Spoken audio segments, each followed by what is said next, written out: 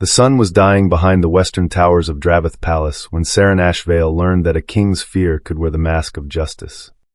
She stood in the doorway of the war chamber, not hiding, not running. Simply standing, with the hidden passage yawning open behind her like a secret the palace had finally decided to confess. The stone smell of it clung to her hair and her clothes. That particular cold mineral breath of corridors that had not seen torchlight in decades. She had followed it without thinking. She always did. The wall had hummed against her palm, and her feet had simply known. The way water knows the shape of the river it was poured into. And she had walked through, not knowing, not intending. Not trespassing in any way she understood as trespass. She had not known it was his room. King Caelum Draveth stood at the head of the long oak table with a face carved from the same stone as his palace walls, cold, certain, and entirely finished with deliberation. Around him, the court officials had already arranged themselves into the geometry of a verdict already reached. Their eyes moved to her and then away quickly. The way people look away from things they have decided not to feel responsible for. She did not cry. She had learned very young that crying in front of people who had already made up their minds was simply giving them a performance they had not earned. The exile decree was read aloud by the court herald in a voice trained to carry no personal inflection.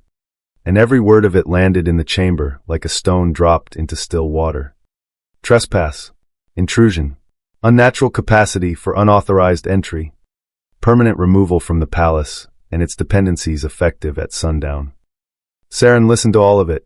She noted, with the detached clarity that fear sometimes produces, that the decree did not once use the word gift. She turned and walked back through the passage she had come from, and then through the servants' corridor, and then through the main hall where the evening candles were just being lit, and then through the great front gate of Draveth Palace, which stood open as it always did at the end of the day, because no one had ever imagined it would need to be closed against someone who was leaving. The gates shut behind her with a sound like a chapter ending. The last thing she felt, not saw, felt, the way she felt everything, was the palace at her back. Vast and layered and riddled with its hidden geometries, humming quietly against the evening air as though it, too, had something to say about what had just happened. She kept walking. Which country are you listening from? Please comment below. I would love to know how far this story reaches. She had never been given a formal title inside Draveth Palace. Not ward, not servant, not guest, though she was something of all three. In the way that people who do not fit cleanly into any category end up borrowing the edges of several. The official record, if anyone had thought to look, listed her as an unclaimed Omega residential dependent. A phrase so bureaucratic and so bloodless that it managed to say absolutely nothing about the human being it described. She had arrived at the palace at the age of 9, brought by a distant court official who had processed her designation papers with the efficiency of a man filing receipts, and then driven away without looking back. No one had explained why she was there. No one had explained what was expected of her. She had simply been pointed toward the servants' east corridor and told that housekeeper Vela would find something for her to do. Housekeeper Vela was a broad, practical woman with gray braids wound tight against her head and a voice like a door that opened only when it felt like it. She had looked at 9-year-old Seren for a long, measuring moment and then handed her a linen cloth and said, "The sconces in the lower gallery need polishing. Do the ones on the left side first, they catch more dust." It was, Seren would later understand, the kindest welcome she was ever going to receive in that building. The years that followed were built from routine and smallness. She woke before the other workers. She polished and swept and carried and folded. She learned the palace's official geography the way everyone else did. Through instruction, through corridors she was permitted to walk. Through rooms she was permitted to enter, and the longer list of rooms she was not. She memorized those lists carefully, and she followed them precisely. Because the other thing she was learning, simultaneously and without anyone intending to teach it, was that her gift made people uneasy in a way that her presence alone did not. It began with small things. She would turn left at a junction before anyone told her to. And when the senior housekeeper asked how she knew the linen storage had been moved, Seren would say simply, "I felt a draft," and leave it at that. She would avoid a particular wall in the lower kitchen corridor for weeks before anyone noticed the quiet subsidence that eventually caused that section to be braced and reinforced. She once led a visiting official's lost child back to the main hall through a route no one had asked her to take, emerging from a door in the East Gallery that the official later swore he had never seen used. None of these things were dramatic. None of them were performed. They simply were small, quiet evidences of something that did not have a name, and that, in the absence of a name, the court assigned a feeling instead. The feeling was discomfort. The feeling said she was strange. The feeling said she knew things she should not know and moved through spaces she had not been given permission to understand. She learned to compensate. She learned to take the longer routes, the obvious corridors, the paths that made sense to someone who could not feel the air change against their skin near a hollow wall. She learned to arrive at places slightly after she could have, to hesitate at junctions she already knew the answer to let herself look uncertain in the spaces where certainty made other people nervous. She became very good at performing smallness. It was, she sometimes thought in her more honest moments, perhaps the most exhausting thing she had ever done. More exhausting than the work, more exhausting than the loneliness, more exhausting than waking each morning in a palace full of people and knowing, with the absolute clarity of someone who had tested this hypothesis many times and never once gotten a different result, that not one of them was truly glad she was there. Housekeeper Vela was the exception. Not in an effusive way, she was not an effusive woman. But she brought Seren an extra portion of soup on cold mornings without comment. She assigned her the gallery work that kept her away from the highest traffic corridors where the court officials moved and noticed and judged.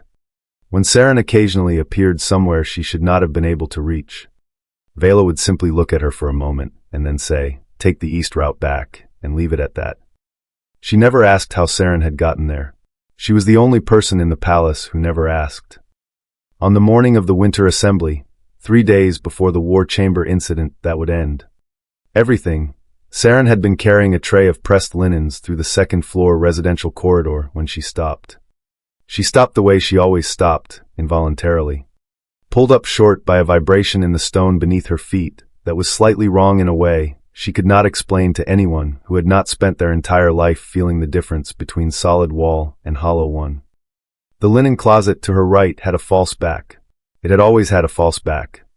She had known it since she was 11 years old and had never once, in all the years since, touched it or opened it or spoken of it.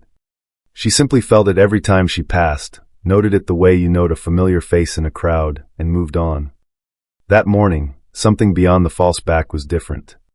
The vibration carried a faint warmth it had never carried before. Something, or someone, was on the other side of it. She tucked that knowledge quietly into the back of her mind and kept walking with her linens, her face composed and her pace unhurried, performing smallness so fluently that not one person she passed in that corridor would ever have guessed what she was carrying. But she remembered it. She always remembered.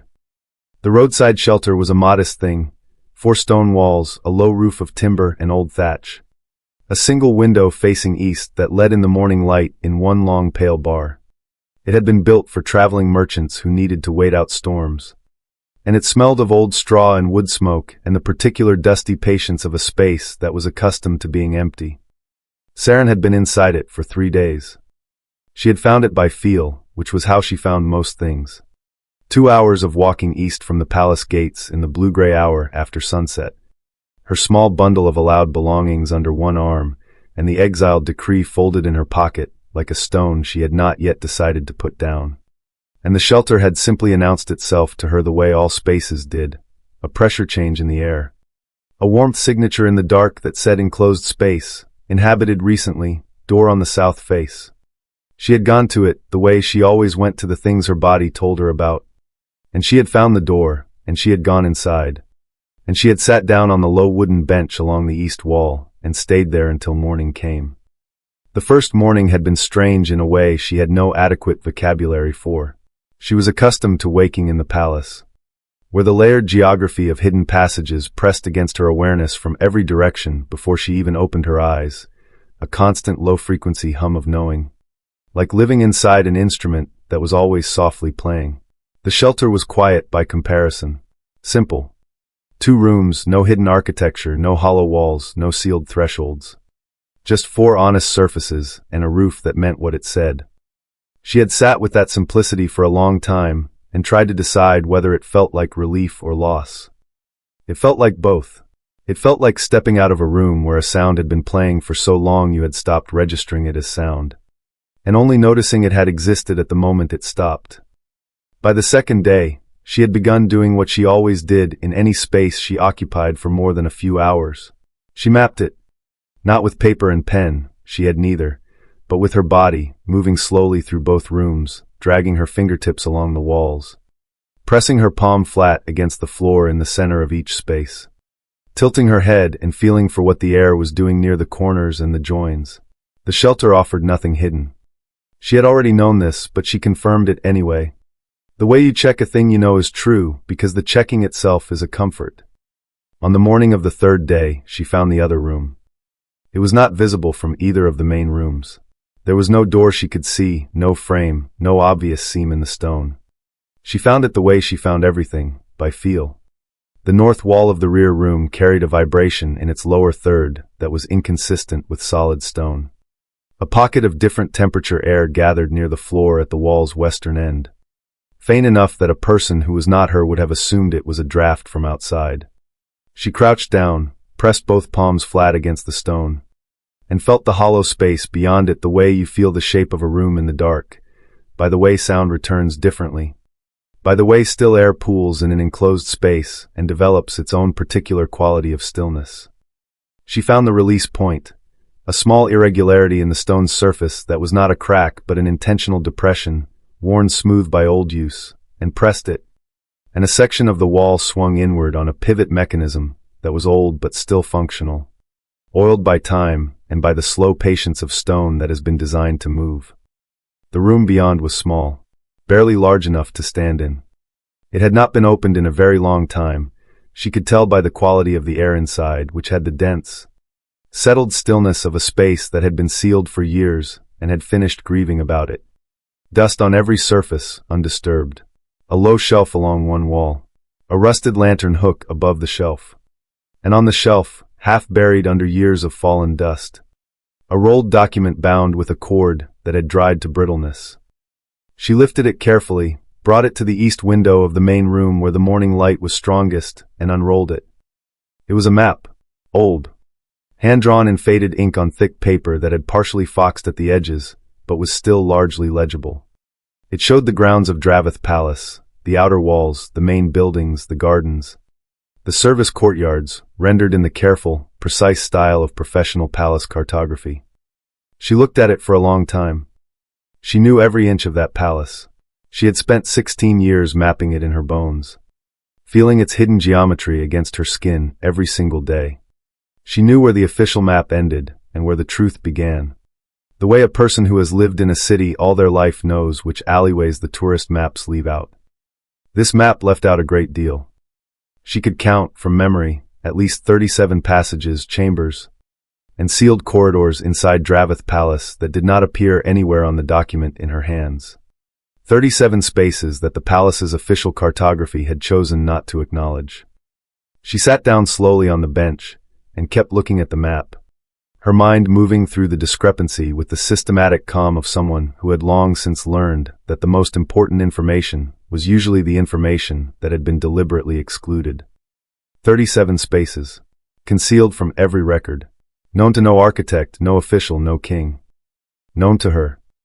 She thought about the warmth she had sensed beyond the linen closet's false back 3 days ago. The warmth that had been different, that had carried in it the faint signature of recent occupation. She thought about the winter assembly that had been scheduled for 1 month from now, when the palace would be at its most populated, its corridors full of visiting dignitaries and their retinues, its security stretched thin across too many guests and too many needs.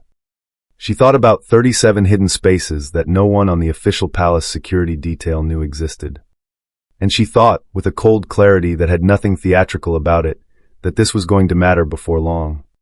She rolled the map back up carefully, and held it in her lap, and looked out the east window at the pale winter light and the empty road that led back toward the palace gates that had closed behind her 3 days ago. She did not know yet exactly what was coming, but she had spent her entire life learning to trust what the walls told her. And right now, the walls were telling her to stay close. Memory has its own architecture. Seren had learned this early. There were rooms inside her that she had sealed just as deliberately as any hidden passage in any palace wall, not because the memories had stopped existing, but because she had decided, with the pragmatic resignation of someone who understood that survival required careful management of what you allowed yourself to feel, that some doors were better left shut. The East Wing door was one of them.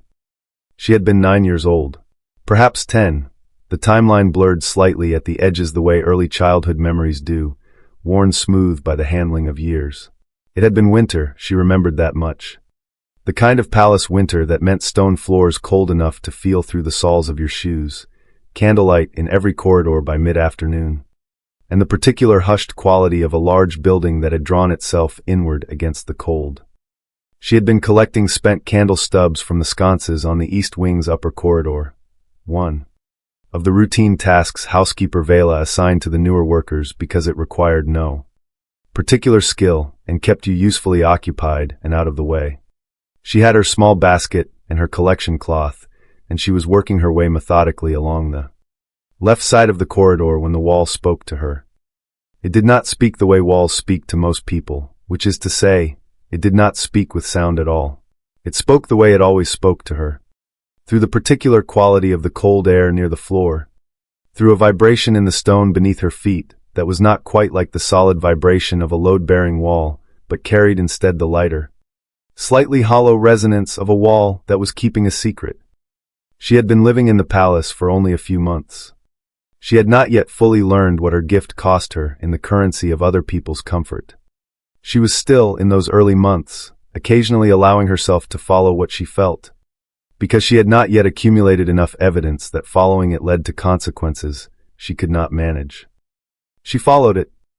The release point was at hip height, half hidden behind the body of the last sconce on the left side of the corridor. A section of the wall swung inward with the slow, deliberate movement of something well-engineered. And beyond it was a short passage, barely 20 feet, that ended at a second door. This one fitted with an iron latch that lifted easily in her small hand. The chamber beyond was not large, perhaps the size of a generous sitting room. It had no windows and no candlelight, but the cold winter light from a narrow ventilation slot near the ceiling gave enough illumination to see by once her eyes had adjusted. Stone shelves along 3 walls. Wooden chests along the floor, sealed with wax that had dried and cracked with age. And on the central shelf, arranged with the deliberate care of documents someone had wanted preserved rather than hidden, a row of bound ledgers and rolled documents in leather cases. She should have left. She knew even then, at 9 years old, that she should have left. But the documents were there, and she had her mother's instinct for reading, the only inheritance her unnamed mother had managed to pass along, apparently, before whatever circumstance had produced Seren's arrival at the palace. And the first document she lifted from the shelf had a seal on its cover that she recognized from the formal headers she had seen in the palace administrative offices.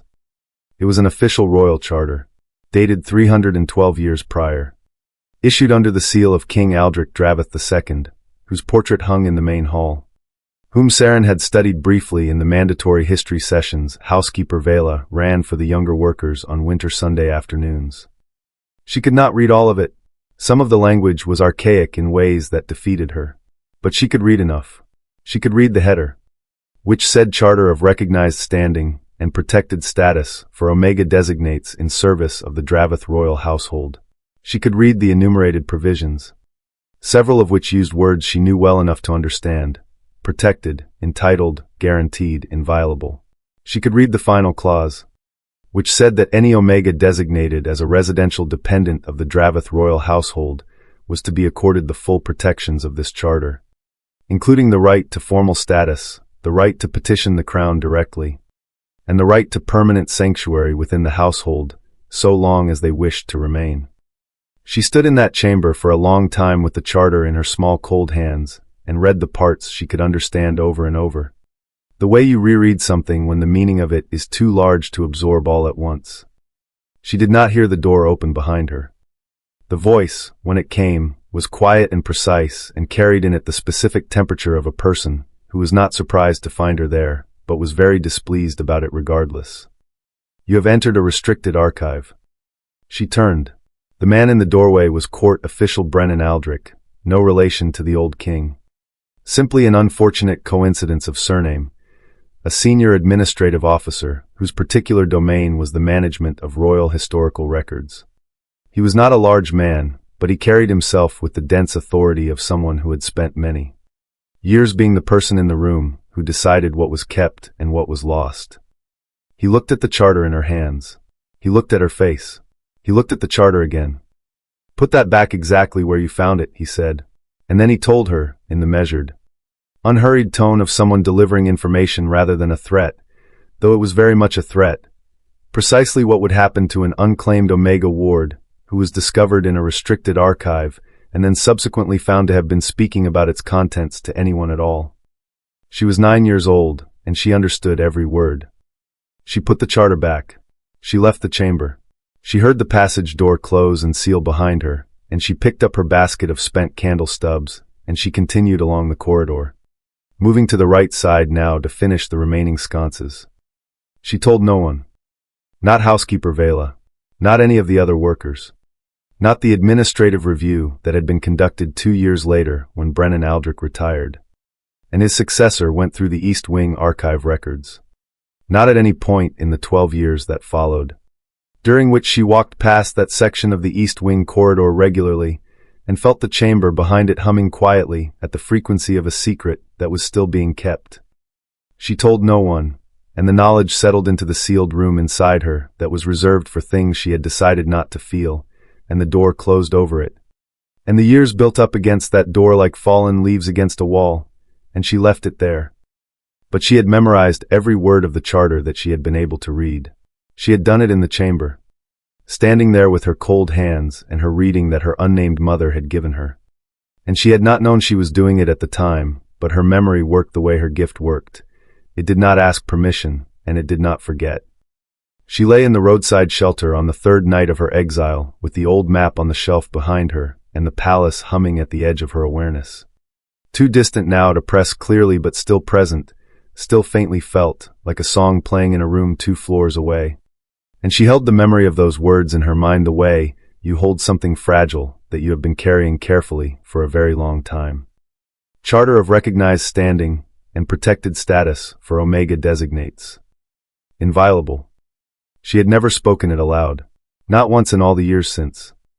Outside the shelter, the winter wind moved through the empty road, and the night was very quiet. And somewhere inside the palace, she could no longer clearly feel. A linen closet with a false back stood in an upper corridor, and whatever warmth had been behind it 3 days ago was either still there or it was not. She pressed her palm flat against the shelter wall beside her narrow cot and felt the honest solid stone of it and told herself she was not going back. But the charter words stayed lit inside her like a candle in a sealed room. And she had learned a very long time ago that the things she tried hardest not to feel were precisely the things that refused to go quiet. 3 months is not a long time in the life of a palace. 3 months is the gap between one season's administrative review and the next. The span of a minor diplomatic correspondence cycle. The duration of a standard trade negotiation if all parties were being cooperative. 3 months was nothing. Draveth Palace had stood for 400 years, and it would stand for 400 more.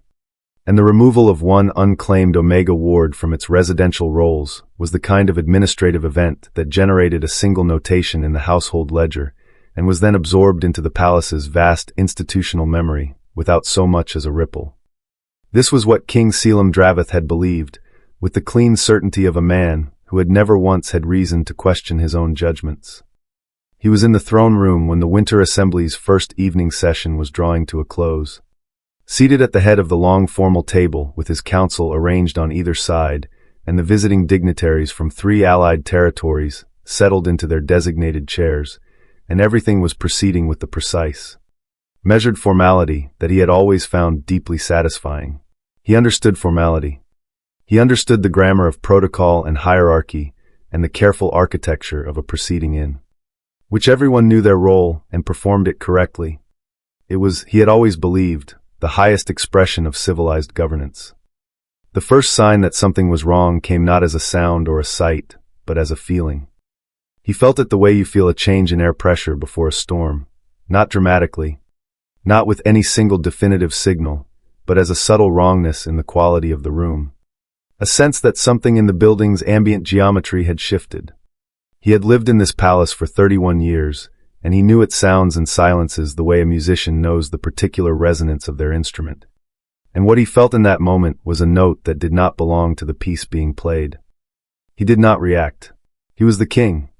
And kings who reacted to every flicker of unease in a room full of diplomats were kings who handed their opponents exactly the opening they were looking for. The second sign came 4 minutes later, when the interior doors at the south end of the throne room failed to open. Not locked. Not barred from outside. The handles moved correctly. The latch mechanisms responded as designed. The doors were in every technical sense unlocked and fully operational. They simply did not open. They stood in their frames with the absolute, immovable solidity of walls. And the two guards who attempted to operate them looked at each other with the particular expression of men encountering something their training had not prepared them for. Caelum kept his face neutral and his posture calm and looked at his chief advisor, old Marate, who was seated 2 chairs to his left and whose own face, in this moment, carried an expression that Caelum had seen only twice before in 30 years of working together. It was the expression that meant the situation had already moved past the category of manageable inconvenience into the category of something else entirely. Marate rose from his chair with the unhurried deliberateness of a man who understood that the room was watching, and that panic was a luxury neither of them could afford. He crossed to the south doors and placed his palm flat against the wood, and was still for a moment. And then he said very quietly, so that only Caelum and the nearest council members could hear, "They have been sealed from within, from inside the wall." The formal session was suspended with as much grace as could be managed under the circumstances. The visiting dignitaries were escorted to their residential quarters through the north corridor, the only exit from the throne room that remained operational, with a smoothness that Caelum would later acknowledge, privately, was largely attributable to Marate's extraordinary capacity for redirecting the attention of alarmed people. Once the dignitaries were clear, the room became something different. The council remained, and the senior guard commanders, and the 3 palace architects who had been summoned from their evening quarters with a speed that suggested the palace messenger service was, at least, still functioning. The architects spread their drawings across the council table, the official palace blueprints, comprehensive and meticulously maintained, updated most recently 18 months prior following a minor renovation of the north residential wing. They studied the south wall section for 11 minutes. They consulted each other in the urgent, low-voiced shorthand of professionals encountering a problem that threatened their professional reputation simply by existing. They measured distances and compared notations and cross-referenced 3 different versions of the south corridor plans. At the end of 11 minutes, the senior architect looked up at Caelum and said, with the careful precision of a man choosing words that were honest without being career-ending, "Your Majesty, according to every plan we hold, there is no internal mechanism in that wall section. There is no passage. There is no access point from inside the structure. The sealing of those doors should not be physically possible. The word should landed in the room and sat there, doing its uncomfortable work." Caelum looked at the sealed doors. He looked at the blueprints. He looked at the architects' faces, which were the faces of men who were telling the truth as they understood it, which was precisely the problem. Their understanding was incomplete, and they did not know it. And he had not known it either until approximately 4 minutes ago. The third sign came as the architects were still speaking.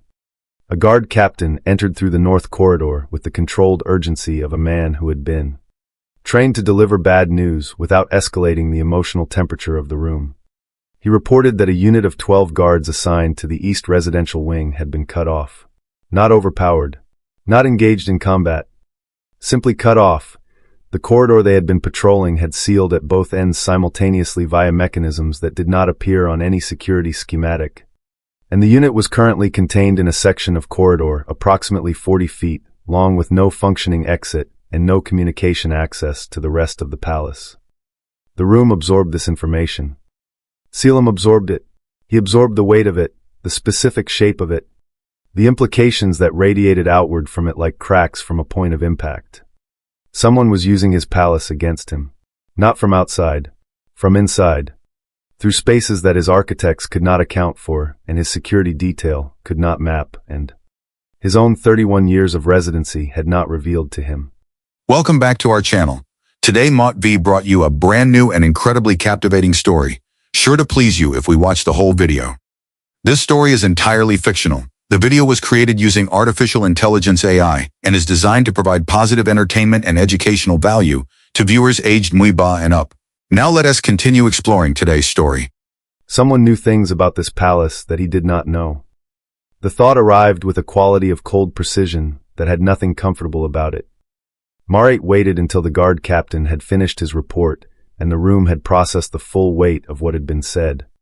And then he spoke in the quiet, measured tone that Caelum had relied on for 3 decades. The voice of a man who had the answer to a question no one had yet been willing to ask directly. There was someone who could have told you where every one of these corridors leads, Marit said. There was someone who knew this palace's hidden architecture better than every architect in this room combined. Someone who felt it rather than drew it. Who carried the map of this place in her body rather than on paper. He did not say her name. He did not need to. The silence in the room was very complete. And somewhere in the east corridor, sealed behind walls that the blueprints insisted did not open, 12 guards waited in the dark. Caelum dismissed everyone except Marit. He did not ask for time to think. He did not pace or deliberate or perform the weight of the decision for an audience. He simply looked at the sealed doors and the useless blueprints spread across the council table and said, quietly, "Find her. Tonight." Marit nodded once and left without a word, which was one of the many things Caelum had always valued about him. Alone, Caelum stood at the head of the table and looked at the maps. He had always trusted maps.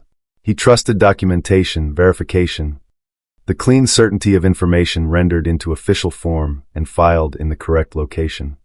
He had built his entire administrative philosophy on the principle that a thing properly recorded was a thing properly understood, and a thing properly understood could be properly managed. The maps on the table in front of him showed a palace with no hidden passages in the south wall. The sealed doors in front of him demonstrated, with absolute physical certainty, that the maps were wrong. He had known the maps were wrong for approximately 40 minutes. He had known, for the same 40 minutes, exactly who had tried to tell him this, not in words. Not in any explicit warning he could point to and say she said this would happen, but in the simple, unignorable fact of what she was and what she could do and what he had called it when he signed her exile decree. Trespass. He had called it trespass. He pressed his palms flat on the table and looked at the maps and did not allow himself the comfort of framing what he had done as anything other than what it was. He had been afraid of what she knew. He had dressed that fear in the language of security and sovereignty and the sanctity of private royal spaces. And it had sounded very reasonable when he said it, and every person in that room had nodded. And she had walked out through the front gate without crying. He remembered that. He had told himself he did not watch her go, but that was not entirely true. He had watched from the war chamber window as she crossed the outer courtyard, small and straight-backed and carrying her single bundle of belongings, and he had noted, despite himself, against every instinct of a man who had made a clean decision and intended to stand by it, that she did not look back. He had told himself that the not looking back meant she did not care. He understood now, with the cold clarity that crisis tends to produce, that it had meant something else entirely. She had already known there was nothing behind her worth looking back for. He straightened up from the table and moved to the window and looked out at the winter dark. Somewhere in the east corridor, his 12 guards were still sealed in. Somewhere in the hidden network of passages that his architects could not map, the enemy was moving. And somewhere on the road east of his palace, if she had not gone further than Marit believed, was the one person who could navigate every inch of what he could not see. He had sent her away with a decree and a closed gate. Now he was sending Marit to knock on whatever door she had found a shelter behind and ask her to come back to a place that had never once made her feel welcome. To solve a problem created entirely by his own refusal to understand what she was. The specific quality of that irony was not lost on him. He was not a man who lacked self-awareness. He simply had, until recently, lacked sufficient cause to apply it to this particular situation.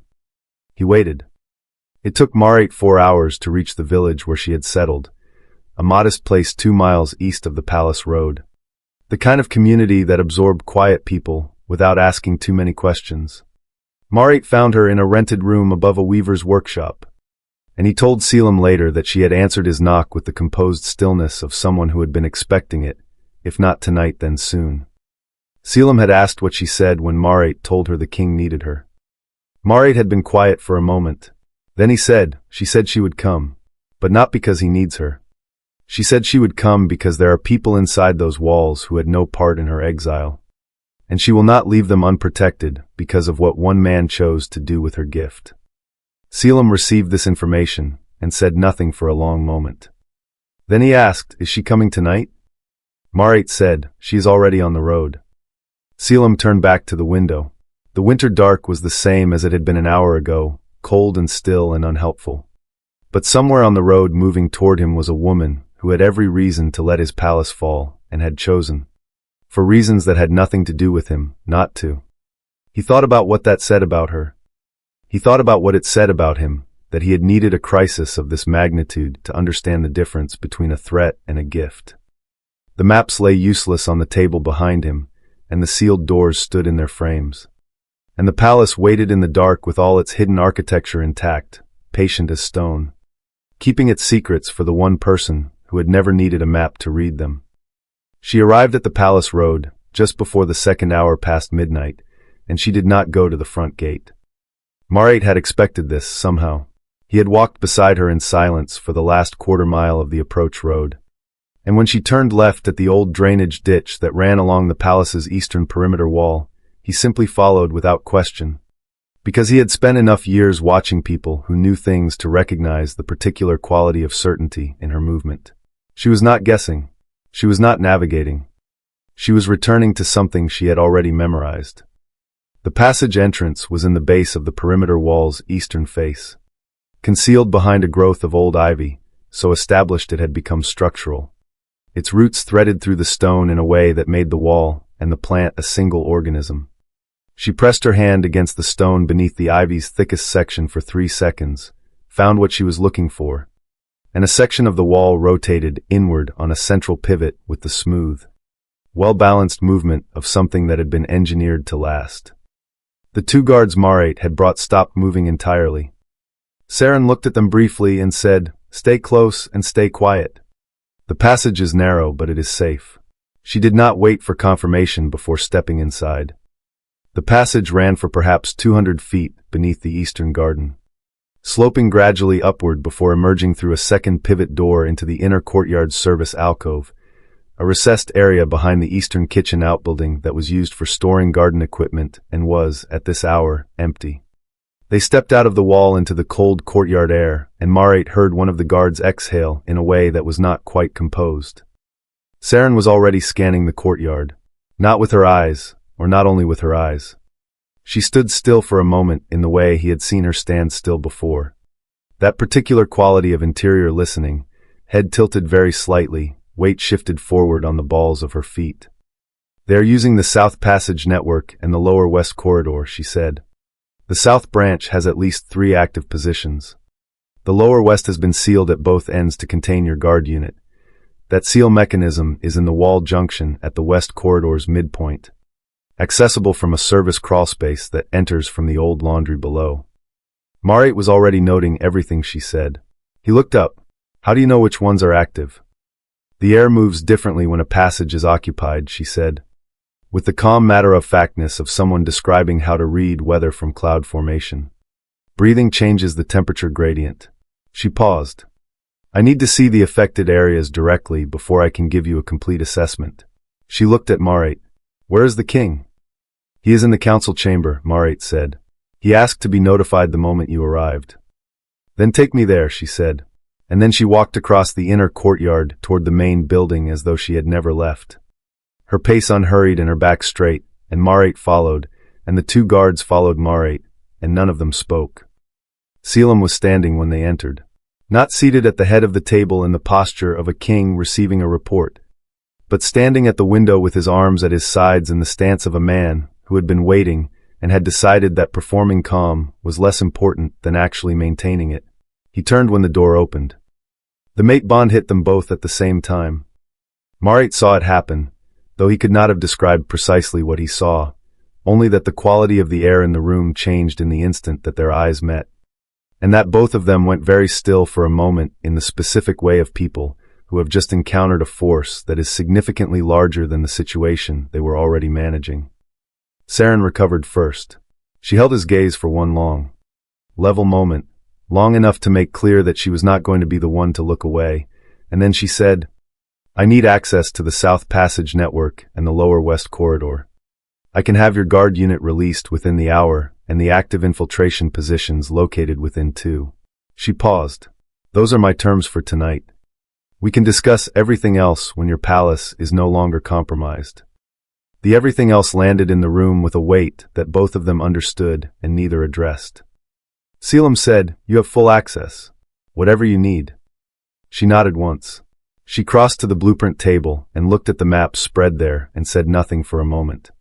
Then she said quietly, "These are wrong," and turned away from them toward the door, because she did not need them.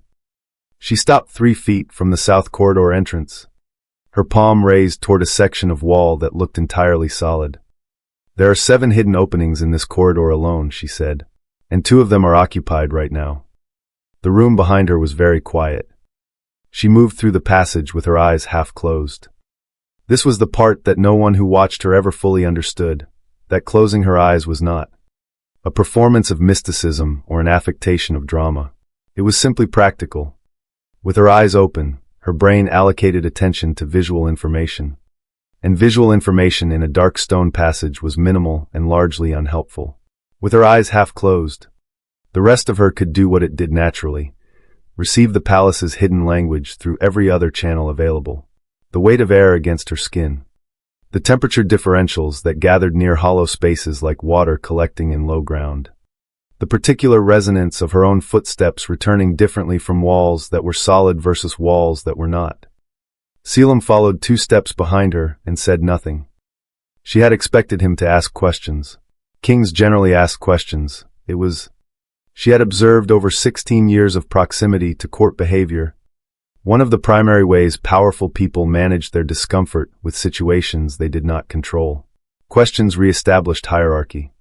Questions put the person being asked in the position of providing service, which meant the person asking remained, technically, in charge. He did not ask questions. He simply followed, and she felt his attention on her back like a hand held near a flame, present, focused, and careful not to touch. She spoke as she moved, keeping her voice low and even.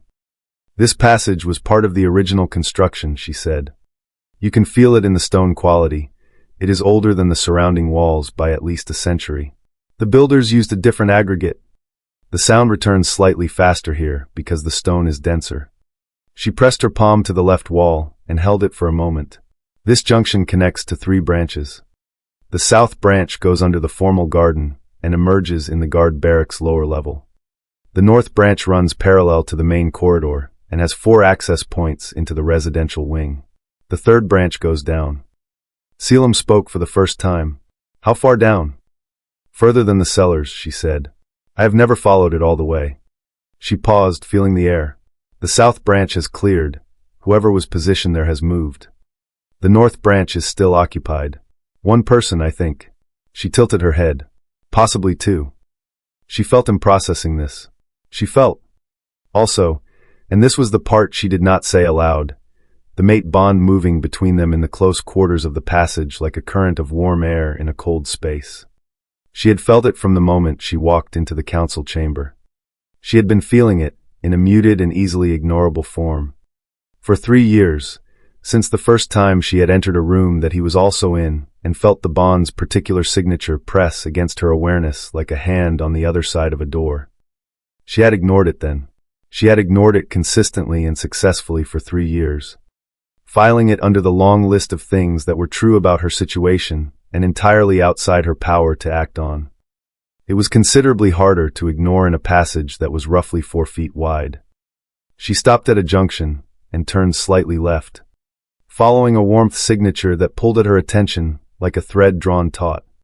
The north branch narrowed here, the ceiling dropping 2 inches, the walls closer. Behind her she heard Caelum adjust his movement to accommodate the reduced space. He said quietly, "What does it feel like when you sense a passage?" She considered not answering. Then she said, "It feels like the difference between a held breath and a released one. A hollow wall holds its breath. A solid wall breathes normally." She paused. "When I walk into a room I have never been in, I feel every held breath in it within the first few seconds." She kept moving. "It is not something I can turn off." He was quiet for a moment. Then he said, "I called it trespass." She did not respond to that. Not yet. The passage was still compromised, and she was still working, and she was not willing to have the conversation. That statement was the beginning of while she was focused on something else. That conversation required her full attention, and it was going to cost her something, and she intended to spend that cost deliberately, on her own terms, when she chose. She stopped. Ahead, the north branch ended at a wall that looked like a terminus, solid stone, no visible seam, no handle or latch. She pressed both palms flat against it and felt what was beyond. She said, "Your guard unit is on the other side of this wall. The seal mechanism is here." She indicated a specific point in the wall's lower right section. And then she said, "This is not the passage I need to tell you about." She turned to look at him in the near dark, and his face in the faint torchlight was very close and very focused on hers. She said, "There is a passage that runs directly beneath the throne room."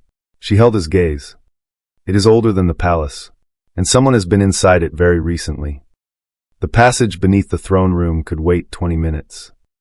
This was Seren's assessment, delivered in the same practical tone she used for everything, and Caelum accepted it without argument, because she had been right about every other assessment she had made in the past 3 hours, and he was no longer in the business of doubting her on procedural grounds.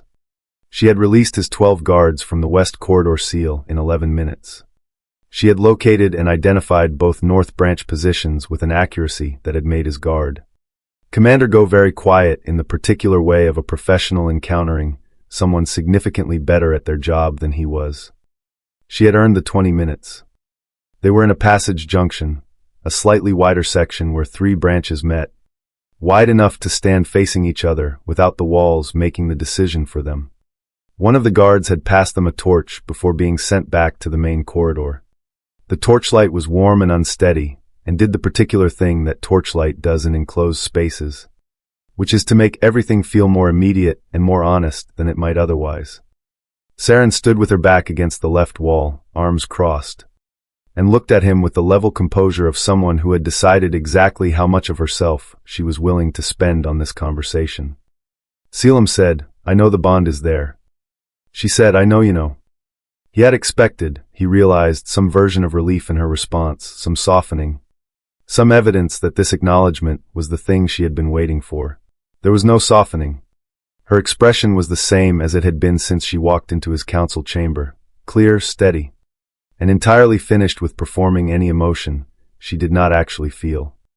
He said, "I have known since the first time you were in the same room as me." 3 years ago, she said. "The Eastern Hall inventory review. I was carrying a record ledger, and you walked past me in the doorway." She paused. "You looked at me for exactly 2 seconds, and then looked away, and I never saw you look at me again after that. Not directly." He absorbed this. He said, "I did not know how to."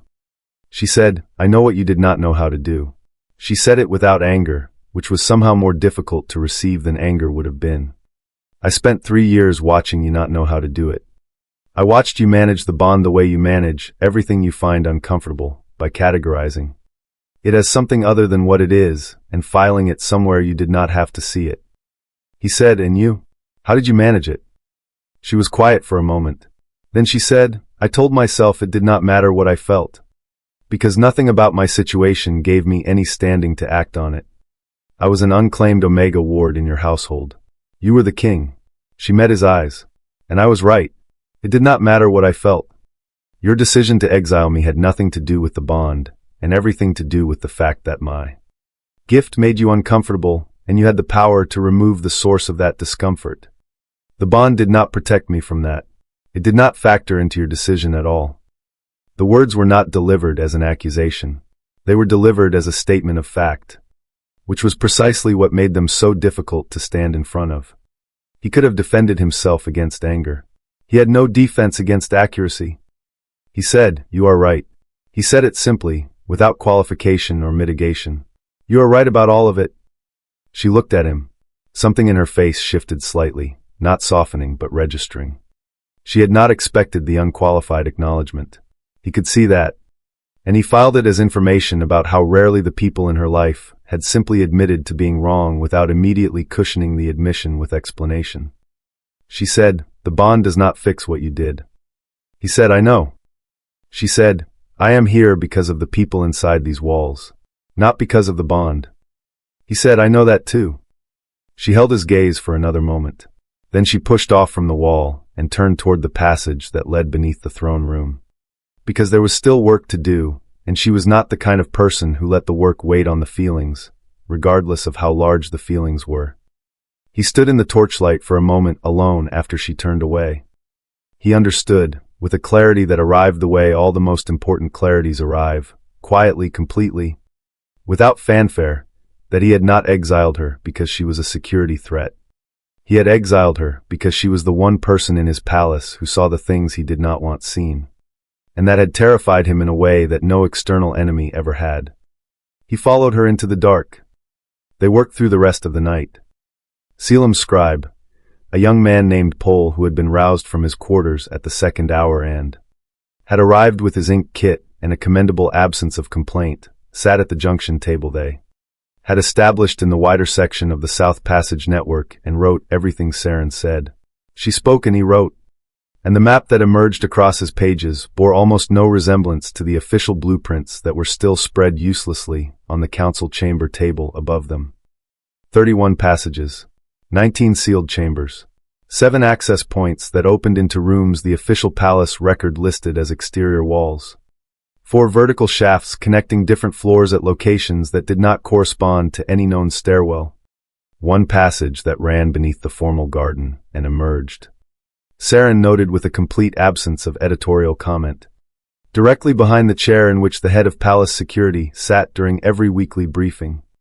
Pol wrote all of it without looking up. Caelum watched her work. He could not help it. There was something in the way she moved through the task, the economy of it, the total absence of performance, that held his attention with a consistency he had never experienced watching anyone do anything. She would stop mid-sentence, press her palm to a wall, tilt her head, and then continue speaking with the seamlessness of someone resuming a sentence they had only paused to verify. She never second-guessed herself. She never backtracked. The information came out of her with the clean certainty of someone reading from a document they had long since memorized. Around the 4th hour, he brought her food. He had gone up to the kitchens himself, rather than sending a guard, which was not something he made a habit of doing. And he returned with bread and cold meat and a pot of something warm from the back of the kitchen fire. He set it beside her on the passage ledge without comment. She looked at it, then at him. And then she took a piece of bread and ate it without breaking her recitation to Pol by more than a sentence. He sat down on the passage floor across from her, not at the table, not in any posture that suggested he was receiving a briefing, and he ate some of the bread himself and listened to her work. After a while she caught him looking at her, and she did not look away, and neither did he. And the moment stretched past the comfortable duration of an accidental glance into something more deliberate.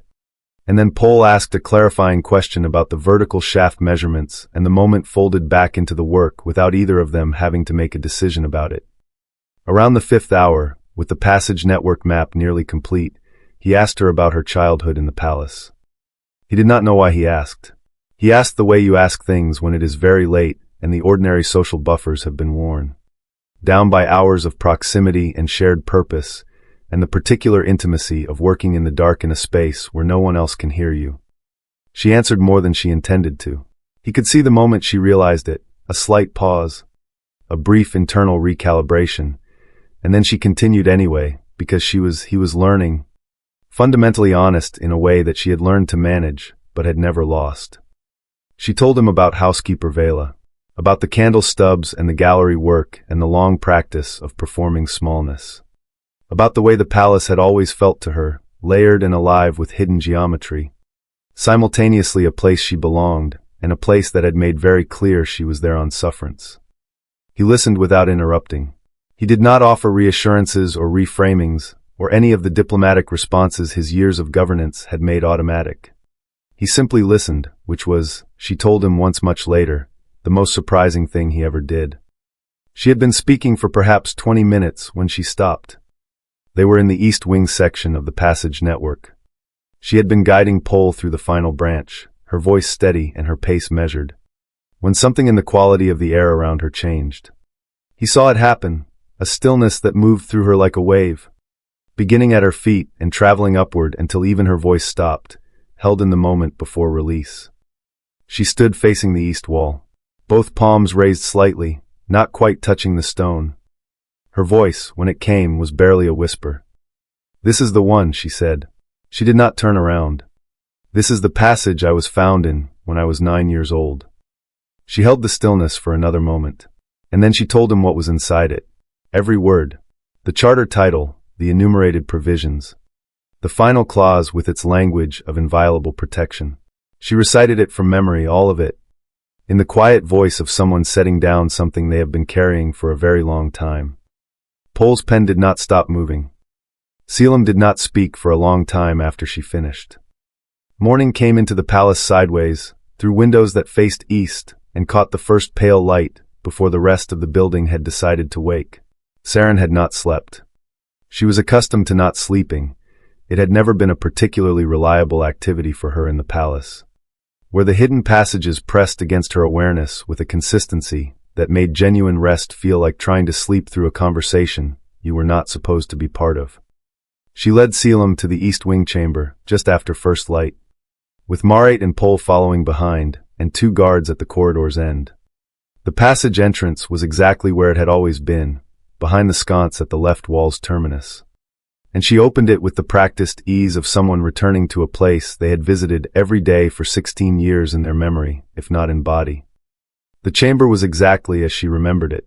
The dust was deeper, 16 years of accumulation rather than the months of her childhood visit, but the shelves were intact, the wax-sealed chests were undisturbed, and the ledgers and document cases were arranged with the same careful deliberateness she had noted at 9 years old.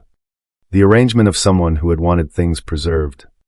She crossed directly to the central shelf and lifted the document case she remembered. The leather had dried further with the years, but held together when she opened it, and the charter inside was still legible, its ink faded to a warm brown, but its text intact. She handed it to Caelum without comment. He read it in silence. She watched his face. Not because she expected a particular reaction, but because she had learned long ago that the most useful information about a person was usually available in the unguarded moments when they were reading something that required them to reconsider what they thought they knew. His face did what faces do when the ground shifts beneath them, a stillness. A slight tightening around the eyes, a breath held fractionally longer than usual.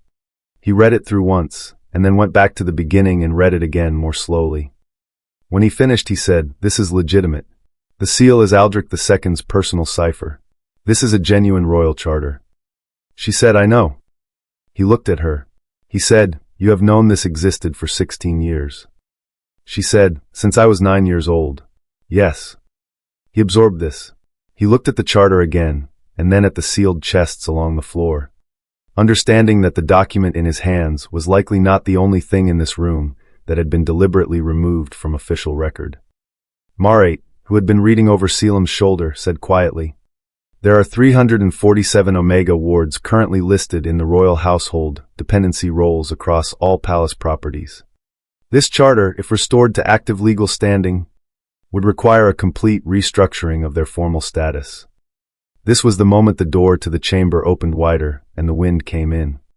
Caelum summoned his senior council to the chamber within the hour. They arrived in varying states of morning dishevelment and assembled in the small space with the compressed discomfort of men who were accustomed to larger rooms and more time to prepare their positions. He read them the charter. He explained its provenance. He laid out its implications with the clean, precise language that was one of the things he did genuinely well. The council's response arrived in stages, the way a storm arrives, first the stillness, then the leading edge, then the full weight of it.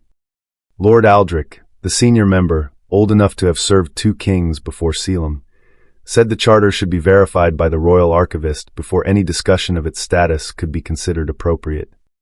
Lord Fenwick said the timing was extremely inconvenient given the current security situation and suggested tabling the matter. Lord Taven, who was the youngest of the senior council and the one whose political instincts Caelum had always found sharper and less trustworthy than he found comfortable, said nothing for a long moment. He stood near the chamber doorway with his arms folded and his expression the careful neutral of a man running calculations. Then he looked at Seren. He looked at her the way certain powerful people look at certain powerless people, not with open hostility, which would have been easier to address, but with the measured assessment of someone deciding how much of a problem she was going to be and what the most efficient solution to that problem might be. He said calmly and clearly, if this individual attempts to leverage this document for personal benefit, her exile status remains on record and can be reinstated at any point by council majority vote.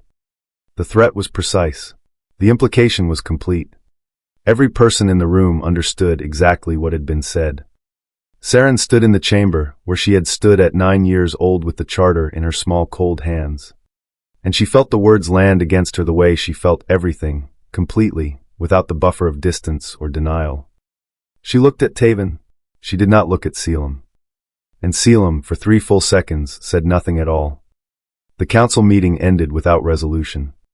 Caelum had eventually responded to Taven's threat, a measured statement about the impropriety of making personal intimidation a council position, but it had come 3 seconds too late and with the careful diplomatic language of a man managing a room rather than defending a person. And Seren had noted the difference with the precision of someone who had spent 16 years learning to read the gap between what powerful people said and what they meant. She did not say anything about it. She filed it in the part of her that was still deciding how much of herself to trust to this situation, and she went back to work. Because the passage network was still partially compromised and there were still things she had not yet fully mapped, and work was the one place she had always been able to stand on ground that did not shift. The operative struck at the 3rd hour past midnight. Seren felt it before the alarm sounded, a sudden cascading wrongness in the passage network's ambient signature, like a chord played correctly until one instrument goes sharply out of tune. She was in the East Wing corridor alone, doing a final verification pass of the passages she had mapped the previous night, when the sensation hit her with enough force that she stopped walking and pressed both hands flat against the nearest wall. The South Passage wing was sealing. Not one passage, all of them simultaneously, in a sequence that moved through the network like a closing fist. She felt each seal land against her awareness like a door slamming in a long hallway. One after another, too fast and too coordinated to be mechanical malfunction. She was already moving before the first alarm bell rang. The guard post at the East Wing junction was empty. The unit had been redirected to the South Wing when the first seal alerts triggered. She did not look for guards. She went directly to the passage entrance nearest to Marate's residential quarters, because she had memorized his location on the palace residential map the same way she memorized everything. And she had felt, in the half-second of full awareness before she started running, that the seal sequence was targeting the residential corridor that contained his room. The passage was dark. She did not have a torch, and she did not need one. She moved through the dark the way she moved through every space, by feel, by the air's temperature and weight, by the sound of her own footsteps, and what they told her about the walls on either side. She knew this passage. She had mapped it the previous night, had felt every inch of it under her hands. And the knowledge was in her body now the way all her knowledge was, not memorized but inhabited. Behind her, she heard Caelum enter the passage. She could tell it was him by the weight of his footsteps and the specific quality of his movement in the dark, the controlled, deliberate pace of someone who was not panicking, but who was also not in their element. He moved like a man in unfamiliar territory, which was exactly what he was. She said, without slowing, "Stay close. 2 feet behind me. Do not reach for the walls." She heard him adjust his pace to match hers. He did not speak, which she appreciated. The passage branched left at the 40-foot mark, and she took the branch without hesitating, feeling the right path the way she had always felt right paths, not as a choice but as an inevitability. The way water does not choose which way to flow, but simply follows what the ground tells it. Left branch, then a short descent of 4 stone steps. Then a right-angle turn that brought them into the lower residential subpassage. She could feel Marate's position. Not him specifically, she did not have that kind of gift and had never claimed to, but the air quality in a sealed space where people had been breathing for an extended period was distinct. Warmer and denser, and carrying the particular quality of accumulated human presence. 20 feet ahead, and to the left. Multiple people. She found the seal mechanism in the dark by feel alone, a recessed panel in the passage wall at knee height, operated by a sequence of pressure points that the Velthari had apparently reprogrammed from the original release configuration. She worked it for 40 seconds, feeling her way through the mechanism the way she felt her way through everything, and then the wall section swung inward and the warm, close air of the sealed corridor rushed out and Marate and 4 other trapped figures came through the opening with the suppressed urgency of people who had been in a sealed space long enough to be sincerely glad to leave it. Marate looked at her and said, simply, "Thank you." She nodded and turned to begin the return route, and then she stopped. On the wall of the sealed corridor, at shoulder height, barely visible in the thin torchlight Marate's group carried, a mark. Small, precise, deliberately placed. Not the angular Velthari cipher she had seen on the earlier operative evidence. A different mark entirely. A house mark. A Draveth courthouse mark. She stared at it for a long moment. She heard Caelum come up behind her, and she heard the precise moment he saw it too, the quality of his silence changing in the way silence changes when it is absorbing something significant. The operative inside his palace was not from the Velthari compact at all. It was someone who belonged here. The house mark belonged to Lord Taven. It took Caelum's intelligence officer 4 hours to confirm what Seren had suspected from the moment she saw the mark's precise practice formation on the corridor wall. The specific stroke sequence was a personal cipher, not a house insignia. The kind of mark a man makes when he wants something attributed, but not immediately legible to anyone outside a specific circle. The intelligence officer knew the cipher, because it was his job to know such things. And when he laid his confirmation in front of Caelum at the early morning briefing, the room received it with the particular silence of people processing information that was not surprising and was therefore worse than surprise. Taven's arrangement with the Velthari compact had been transactional from the beginning. Not ideological. He held no particular loyalty to the compact's territorial ambitions and no philosophical alignment with their governance model. He had simply calculated, with the cold arithmetic of a man who had spent 20 years watching political winds and positioning himself to profit from their shifts, that the anticipated Velthari coup represented an opportunity for personal advancement that outweighed his existing commitments to the crown he currently served. He had sold them the passage network, not a map of it. He had not known about the full network any more than anyone else had. He had sold them access to the passages he did know about. The ones that appeared in restricted administrative documents he had legitimate access to as a senior council member. And he had provided them with the palace's security rotation schedules and the architectural plans for the south wing renovation that had inadvertently revealed 2 additional passage entrances. It was not a complete map. It was enough of a map to do serious damage. Caelum summoned Taven to the formal council chamber and did not tell him why. Taven arrived with the composed assurance of a man who had not yet recalibrated his understanding of how much the situation had changed overnight. He took his customary seat. He arranged his expression into the cooperative attentiveness of a council member arriving for a routine briefing. Caelum laid the confirmation document on the table in front of him without preamble. The assurance left Taven's face in the specific way that certainty leaves a face when the ground underneath it disappears. Not all at once, but in stages. The careful constructed expression dismantling itself piece by piece as his eyes moved across the document and the full weight of what it contained became clear. He looked up. He looked at Caelum. He looked at Marate. He looked at the 2 intelligence officers standing at the chamber door. He made the calculations that a man in his position makes when the calculations have run out of good options, and then he played the only card he had left. He looked at Seren, who was standing to Caelum's left, and he said, with the careful precision of a man deploying a prepared contingency, that he had documentation, prepared and already distributed to 3 secure locations, that would establish, with manufactured but convincing evidence, That the passage network's compromise had been facilitated from the outside by a recently exiled Omega with intimate knowledge of the palace's hidden architecture and a demonstrated history of unauthorized entry into restricted spaces. The threat was elegant in its construction. She had motive. She had means. She had, in the official record, a history of exactly the kind of behavior the fabricated evidence would describe. And her word, as an exiled Omega ward, against the senior council lord's prepared documentation, was not a contest that the official record would resolve in her favor. The room was very still. Seren stood to Caelum's left and felt the threat land against her the way she felt everything, completely and without the buffer of distance. She felt also, in the same moment, the specific quality of the silence that followed it, the silence of a room waiting for the most powerful person in it to speak. She did not look at Caelum. She had learned not to wait for powerful people to decide her fate. She had learned this the hard way, and she had learned it well, and she was not going to unlearn it.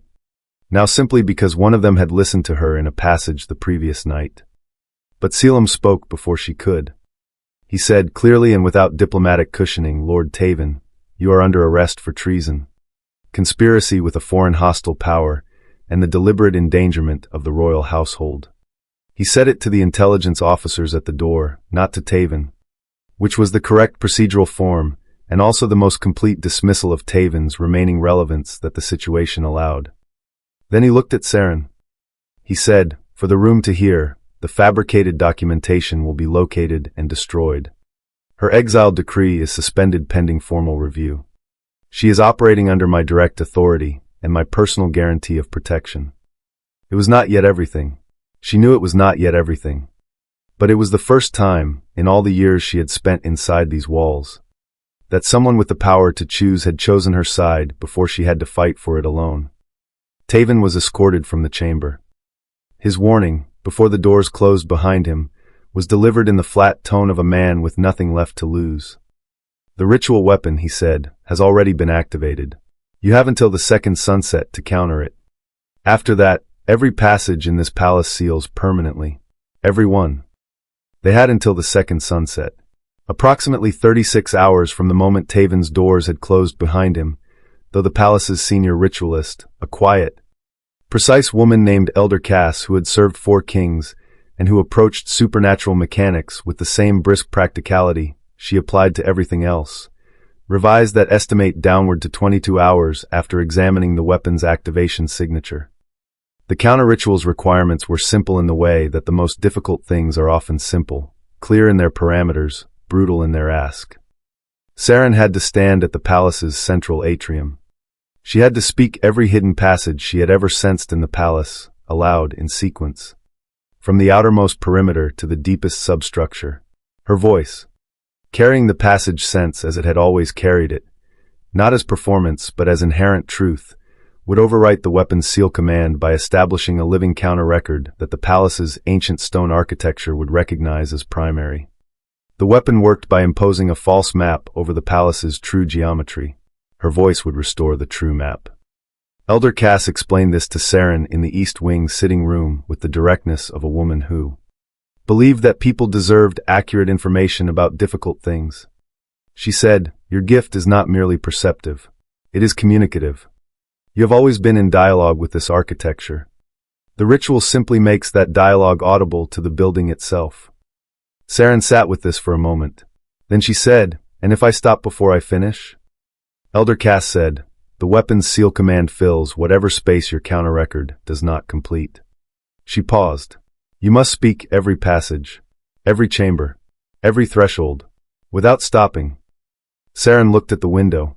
Outside, the winter light was the pale, honest light of a morning that did not have any comfort to offer, and was not pretending otherwise.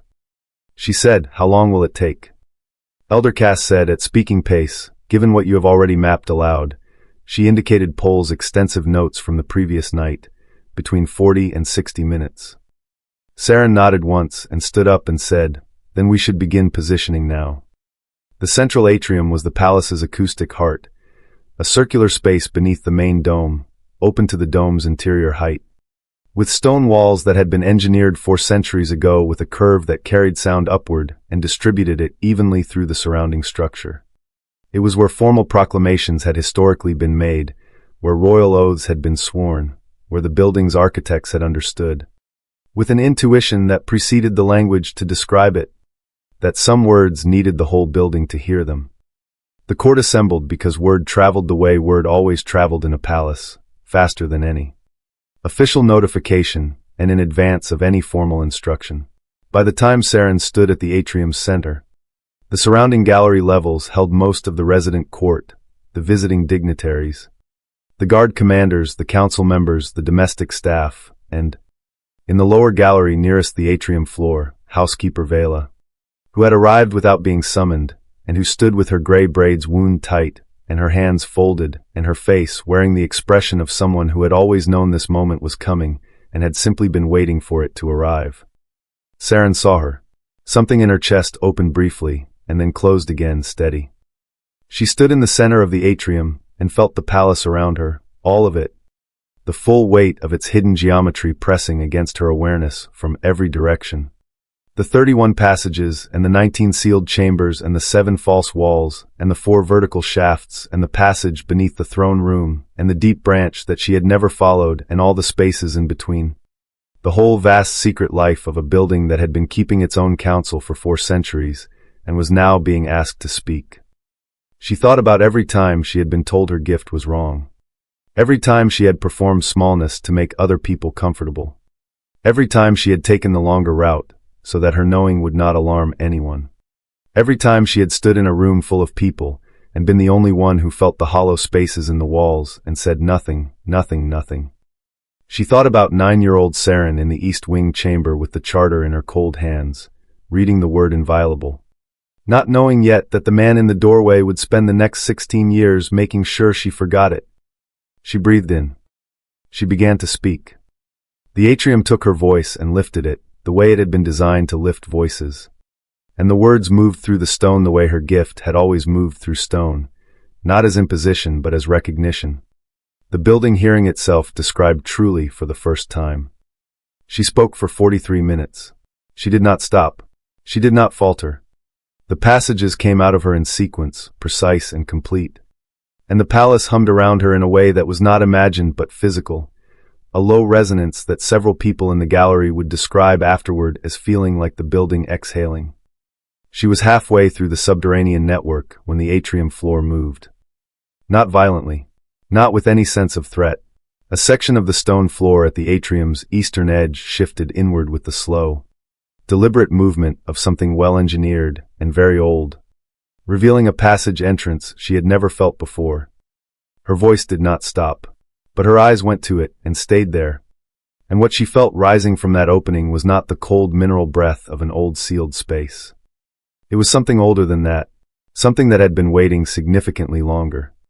She finished speaking the last passage in the upper network before she went to the opening in the floor. This was deliberate.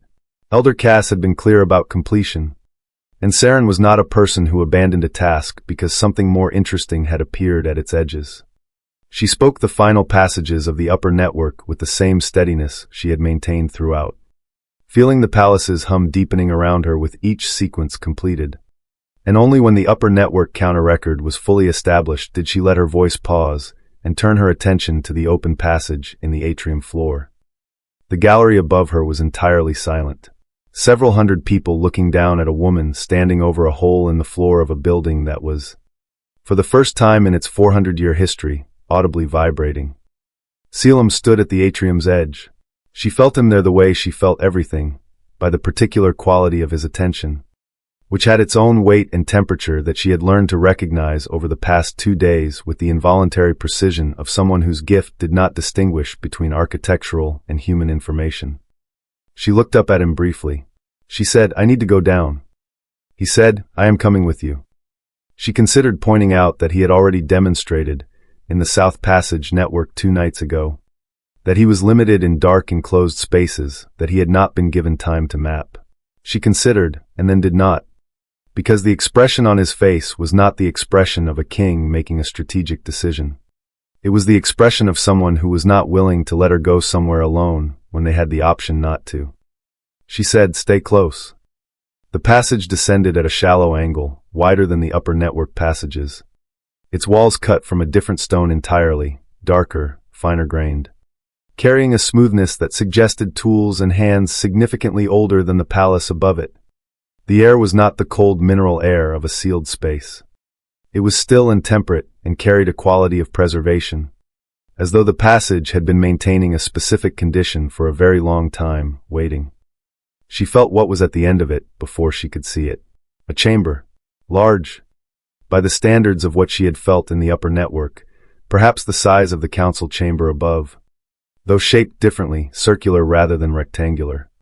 And in it, two things: the Velthary weapon's anchor point, which she felt as a sharp, discordant pressure against her passage sense, like a sound played at the wrong frequency, and something else entirely.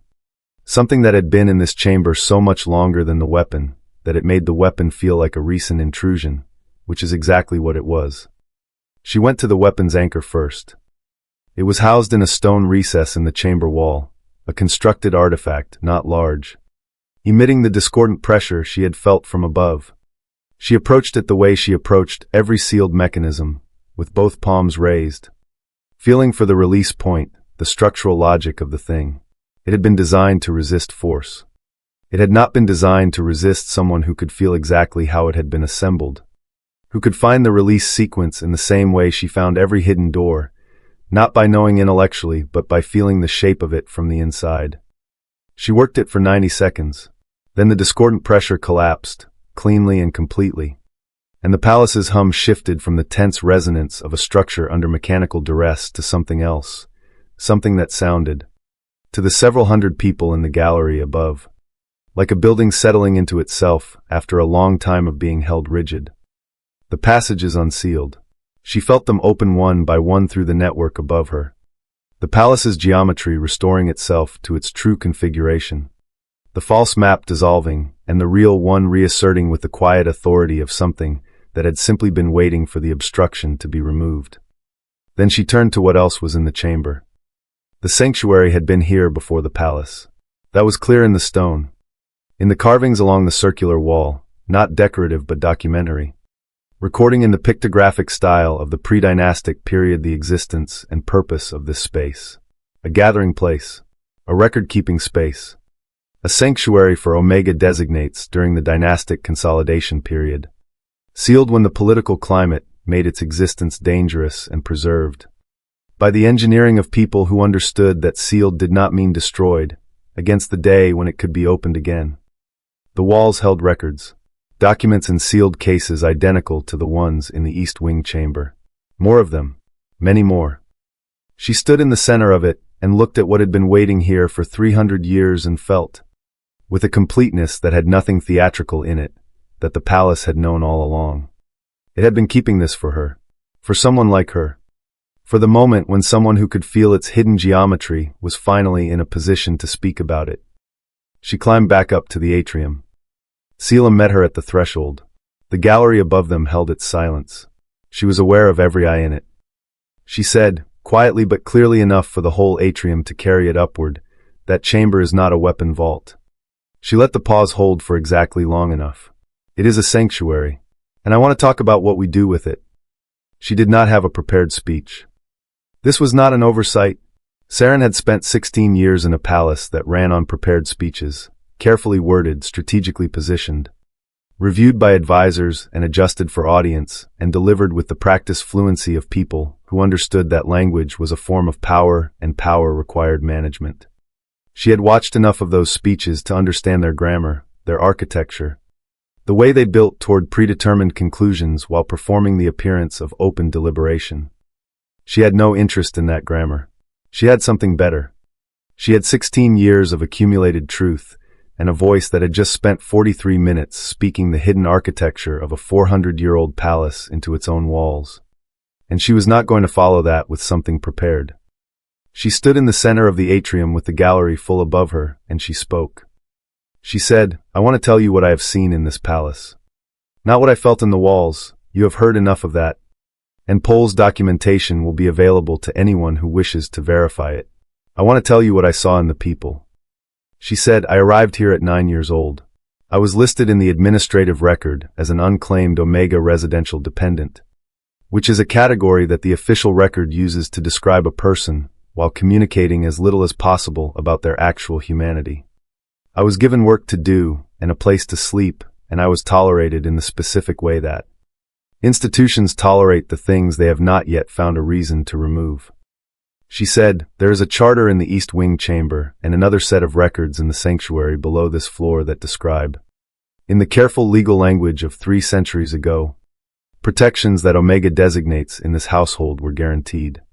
Inviolable protections, guaranteed by royal seal. She paused. Those protections were buried. Not lost, buried. There is a distinction. A thing that is lost was not placed somewhere deliberately. A thing that is buried was. She looked at the gallery. She looked at the lords and the officials and the dignitaries and the domestic staff and the Omega workers standing in the lower gallery with the careful stillness of people who had learned to be unobtrusive in the presence of people who had the power to decide things about their lives. She said, Lord Taven this morning threatened to have my exile reinstated if I attempted to use the charter for personal benefit. She said it without anger, naming it the way you name a fact rather than a wound. I want to be clear about something. I am not here for personal benefit. I have spent my entire life in this palace being useful to it and invisible within it, and I have no particular interest in exchanging one version of that arrangement for a slightly more comfortable version of the same thing. She said, what I want is for the charter to be restored. Not as a historical document in a frame on a wall, but as active law, with enforcement mechanisms and a proper review process for every Omega ward in every royal household property. I want the sanctuary below this floor opened as a formal archive and refuge, accessible to anyone who needs it. I want a seat, not a courtesy position, not an advisory role. A permanent voting seat for Omega representatives on the household council. She said, these are not personal demands. They are the terms of a debt this institution has been carrying for 300 years and has not paid. The gallery processed this in the particular silence of a large group of people confronting the gap between what they had believed was true and what was being demonstrated to be true in front of them.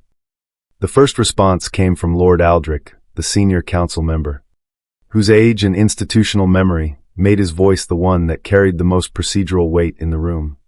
He said, with the measured tone of a man speaking carefully but honestly, that the charter's legitimacy was not in question given its verified seal, and that its restoration to active legal standing would require a formal council vote and a review period of no less than 60 days. Seren said, I understand the procedure. I am not asking you to skip it. I am asking you to begin it today. The second response came from Lord Fenwick, who said, with somewhat less grace than Aldrich, that the scope of what she was proposing would require significant administrative restructuring, and that the council would need time to assess the practical implications. Seren looked at him and said, the practical implications have been assessed by every Omega ward in this household for the past 300 years. They have had considerable time to form a view. Something moved through the gallery at that. Not laughter exactly, something more complicated. The sound a room makes when a truth lands cleanly, and the people in it feel the impact of it before they have decided what to do with it. Then Lord Brennan, who held the third largest territorial seat on the council, stood up in the gallery and said, I declare for the restoration. He said it simply, without preamble, and sat back down. Lord Whitmore, beside him, stood and said the same. And then, after a pause that held just long enough to be significant, Lord Aldrich himself rose and said, the charter restoration has my support. Not because of politics, not because of the mate bond or the king's evident position or any calculation of advantage. Because they had been in the dark passages 2 nights ago, and they had followed a woman who never once asked for thanks, and they had watched her save people who had no particular reason to save her back. And they understood, finally, the difference between a threat and a gift. The formal council session convened at midday in the Great Hall. Not the council chamber, the Great Hall, which held 4 times as many people and which Caelum had specified in his morning summons without explanation. The significance of the venue was not lost on anyone who understood the palace's procedural grammar. The council chamber was where decisions were made quietly, among the people who made decisions. The Great Hall was where those decisions were made permanent, witnessed by the full institutional body of the court, entered into the official record in a form that could not subsequently be revised to a footnote in a restricted archive. Caelum had chosen the Great Hall deliberately, and he had not consulted anyone about it. He stood at the hall's head in formal court dress, not armor, not the casual working clothes he had been wearing through the crisis of the past 2 days, but the full formal regalia of a king conducting official business of permanent consequence. The court assembled before him with the particular attentiveness of people who had collectively been through something significant and were now being asked to process its aftermath in real time. Seren stood to his left, not behind him, not at a subordinate position to the side, to his left, which in the palace's formal spatial grammar was the position of a person whose standing was equal to the occasion. She wore what she had arrived in, because she had not been given anything else and had not asked for anything else. And the simplicity of her clothes against the formality of the room was either a statement or simply the truth of her situation. And she had long since stopped distinguishing between those two things. Caelum spoke without notes. He said, 3 days ago I sent for a woman I had exiled and asked her to return to a place that had given her no reason to come back. She came back anyway, not because I deserved her return, because the people inside these walls deserved her gift. He said, I am going to speak plainly about what I did and why, because this hall and this record deserve plain language rather than administrative euphemism. He said, I exiled Seren Ashveil because her gift made me uncomfortable. I called it trespass because I had the power to call it whatever I needed to in order to make my discomfort into her problem. I signed the decree with the confidence of a man who had not once, in the entirety of his deliberation, asked himself whether the thing he was afraid of was actually a threat or was simply something he did not know how to hold. The hall was very still. He said it was not a threat. It was the most extraordinary gift I have encountered in 31 years of living in this palace. And I threw it out because I was a king who confused the boundaries of his own understanding with the boundaries of the world. He reached for the document on the table beside him, the exile decree, the original, retrieved from the official records office that morning. He held it up so that the hall could see it. Then he tore it in half, cleanly and completely, and set both halves on the table. He said, the exile of Seren Ashveil is formally voided. Her status as an individual of full standing in this household is hereby restored, with all rights and protections that standing entails, effective from this moment and retroactive to the date of the original decree. Then he reached for the second document. He said, the Charter of Recognized Standing and Protected Status for Omega designates, originally issued under the seal of King Aldrich II and subsequently removed from active legal standing without formal process or recorded justification, is hereby restored to full legal force. A formal review commission will be established within 7 days, chaired by an Omega designate of the household's choosing, to assess implementation requirements and propose expanded protections in line with current need. He said, the sanctuary chamber beneath the central atrium will be formally designated as the Draveth Omega Heritage Sanctuary and opened as a public archive and refuge within 30 days, under the administration of a council that will include permanent Omega representation. He said, these are not concessions. They are corrections. There is a difference.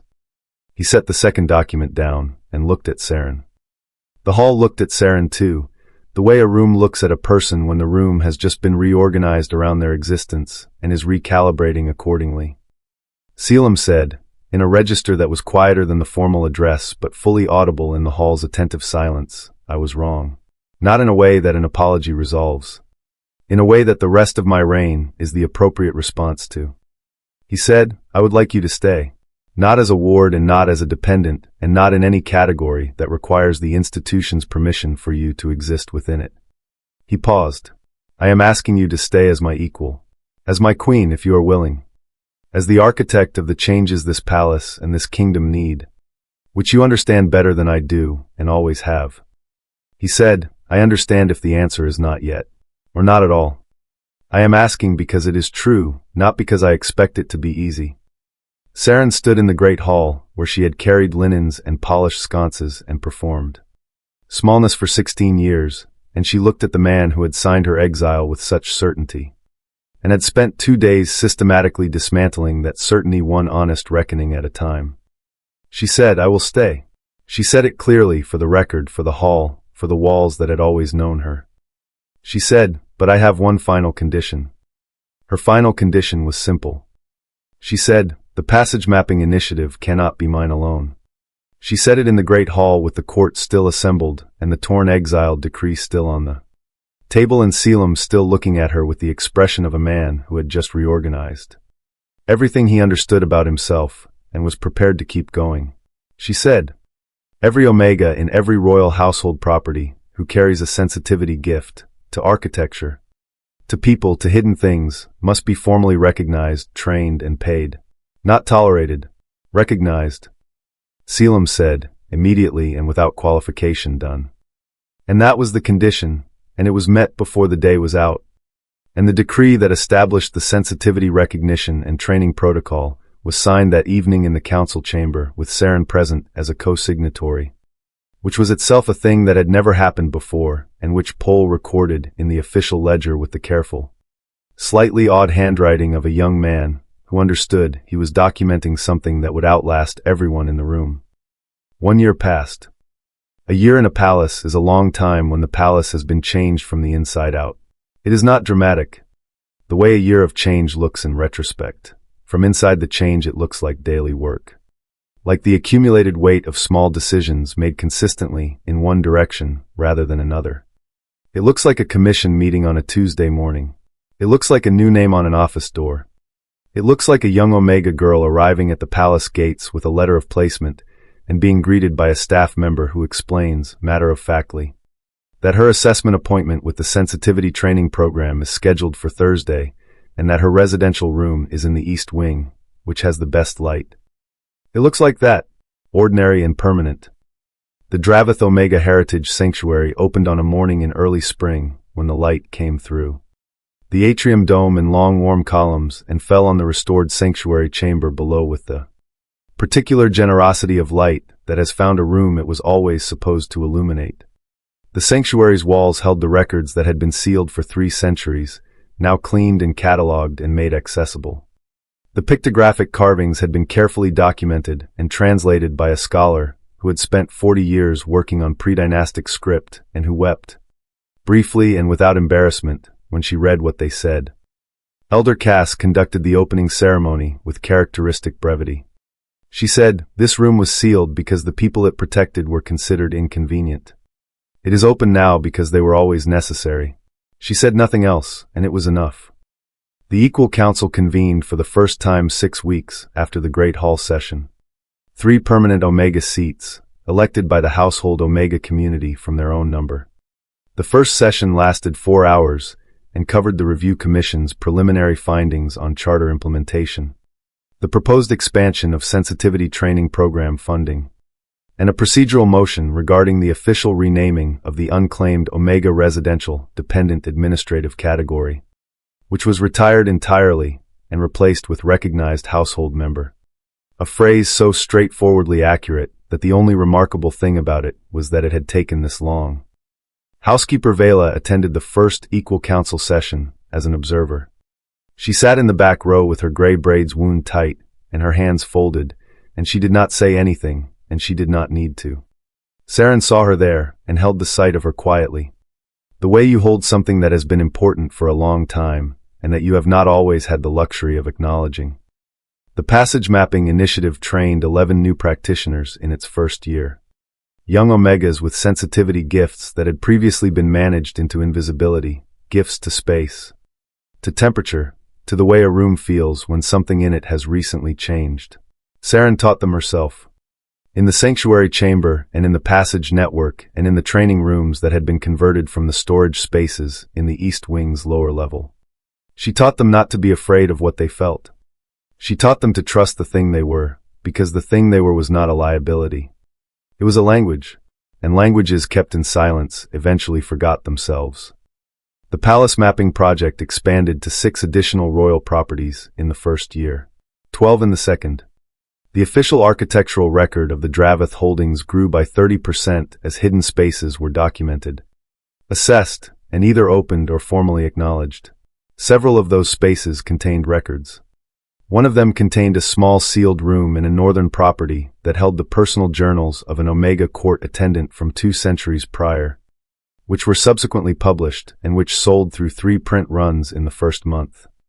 Seren and Caelum were formally bonded in the central atrium on a morning in late summer, with the sanctuary chamber open below them and the dome light falling on both of them in equal measure, and housekeeper Vela in the front row, and Marate beside her with the expression of a man who had been waiting for this particular outcome for considerably longer than he had ever said.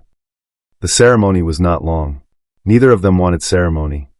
What they wanted was the same thing they had found in a narrow dark passage with a torch between them, the specific quality of being known completely by someone who had chosen, with full information, to stay. By the time the first snow of the following winter came to Draveth Palace, Seren was expecting their first child. And the palace that had once been full of secrets it kept from everyone was now a palace that knew its own name. Every passage and every chamber and every threshold, mapped and acknowledged and held in the light. She pressed her palm flat against the atrium wall one morning in the early winter dark, before the household woke. In the old habit of a woman who had spent her life in dialogue with the spaces she inhabited, the wall was warm beneath her hand, solid and honest and awake in the particular way of a building that has been truly known. She felt no hidden breath in it. Every door was unlocked. Every space was accounted for. Every room was where it said it was. She stood there for a long moment in the quiet, and felt the complete, unhurried fullness of a woman who had been told her whole life that what she carried was a problem, standing in the center of the evidence that it had always been the answer. Her story has come to an end, but our journey together continues. If you found this story inspiring and meaningful, please like the video to support me. Do not forget to subscribe to the channel and turn on notifications so you do not miss the next empowering stories. And if you have any thoughts about the characters, her journey, or want to share your own story, please comment below. I really look forward to reading and chatting with you.